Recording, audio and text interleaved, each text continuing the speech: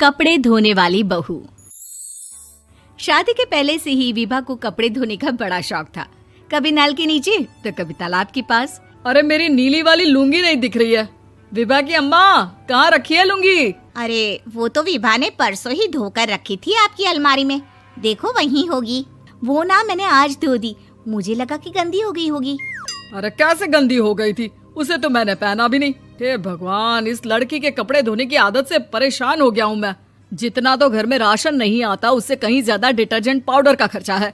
इसकी शादी करवा दो, शादी जाए अपने घर में ही करे काम, फिर चाहे घर के कपड़े धोने हो या पूरे गांव के। हाँ ठीक बोल रही हूँ, देखता हूँ मैं कोई लड़का। वो दिन भी आ जाता है जब विभा को देखने लड़के वाले आ जाते हैं। लड़की मुझे अच्छी लगी। होने वाली सास कहती है, बेटी अगर कुछ पूछना है तो पूछ लो।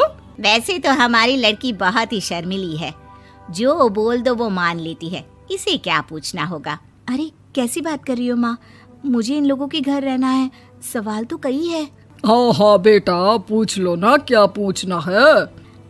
आप लोगों के घर कपड़े कौन धोता है? सास का मुंह बन जाता है।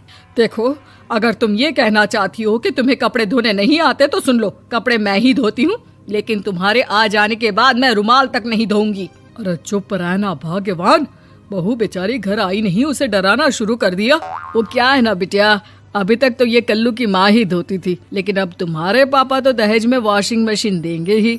तभी विभा की माँ बोल पड़ती है, सवाल भी पूछा तो क्या। वैसे भाई साहब, मशीन की तो फिर भी कपड़े धोने की कैपेसिटी होती है। मतलब जो बिटिया दे रहे हैं ना विभा, इसे कपड़े धोने का बहुत शौक है। ये आप लोगों के क्या, आस पड़ोस गांव मोहल्ले सबके कपड़े धो दे और उफ तक ना करे। बाहर देखा नहीं आपने कितने कपड़े सूख रहे हैं?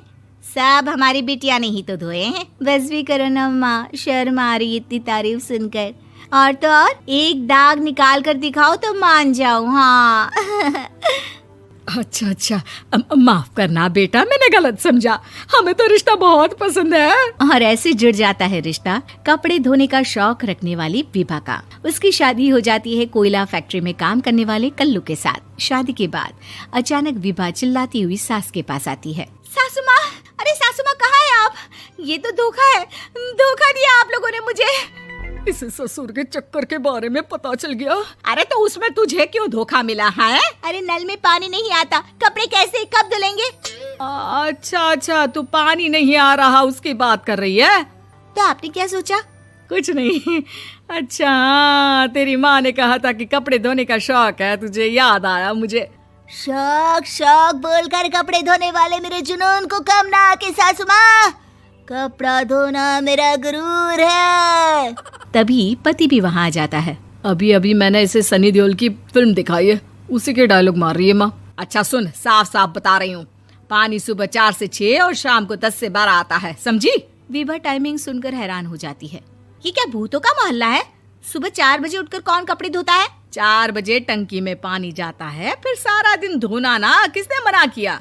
अरे कैसी बात कर रही हैं? 200 लीटर की टंकी में कितने कपड़े धो लूंगी मैं? सुबह ही उठ जाऊंगी मैं। अब क्या था, विभा सुबह 4 से लेकर रात के 12 बजे तक कपड़े ही धोती रहती। एक रोज सास पड़ोस से निकलकर कहीं जा रही होती है कि साथ वाली कहती है, हाँ कल्लू की माँ, जरा ये बताओ कि 2 साड़ी है, 2 ब्लाउज और एक पेटीकोट और एक नाड़े वाला लंबा कच्छा। हाँ तो? अरे तो क्या, कितना लोगी धुलाई ये बताओ। धोबन दिख रहे हैं हम क्या? हमारे पति सरकारी नौकरी से अभी रिटायर हुए हैं और बेटा सुपरवाइजर है कोयला फैक्ट्री में। धोबन समझ रखा है हमें? हाय रे कल्लू की अम्मा, माफ कर दो, वो तो मोहल्ले में यही सब बता रहे थे कि तुमने बहू को कपड़ा धुलवाने के काम में लगा दिया है। सास को पड़ोसन की बात सुनकर गुस्सा आ जाता है। वो घर पहुंचती है जहां घर के बाहर ही इतने सारे कपड़े सूख रहे होते हैं जितने कि किसी धोबन के घर पर। अरे ओ कल्लू की दुल्हन, बाहर निकल। माँ जी यहीं आ जाओ, बाथरूम में चादर धो रहे हैं हम। अरे अभी हम धोते हैं, तुमको बाहर निकलो। ये आस पड़ोस वाले बोल रहे हैं कि हम बहू से कपड़े धुलवा कर उसे कपड़ा धोने वाली बना दिए हैं। अरे छोड़ो ना माँ जी, किन लोगों की बातों में आती हो? आस पास के लोगों का तो काम ही होता है कि वो किसी तरह सास बहू को लड़ा दे। बहू सारे घर के कपड़े धोती है, ये क्या कम है? बोलिए। सास को भी लग जाता है कि वो बहू का ये सनकीपन नहीं छुड़वा सकती, इससे अच्छा है कि खुद ही चुप हो जाए। एक रोज सास और बहू मंदिर जाते हैं, जहाँ सास की साड़ी वहाँ खड़ी भीख मांगने वाली से मिलती है। माँ जी क्या बात है, आपकी साड़ी उस भिखारन से कितनी मिल रही है ना? हाँ हाँ, देखो तो दोनों की साड़ी मिल रही है। क्या बात है कल्लू की अम्मा, तुम खुद को तो अफसर की बीवी बताती हो और ऐसी सिंपल सी प्लेन साड़ी पहनकर घूमती हो। सिंपल और प्लेन नहीं है ये साड़ी। तो क्या सोने के धागे से फूल बने हैं? कुछ भी सासू माँ, कुछ भी। हाँ, बने थे इस साड़ी में सोने के धागे से फूल। मेरे पति लेकर आए थे मद्रास से स्पेशली मेरे लिए 10,000 की। ताहे भाई साहब इस भिखारन के लिए भी सेम टू सेम साड़ी लेकर आए होंगे 10,000 की।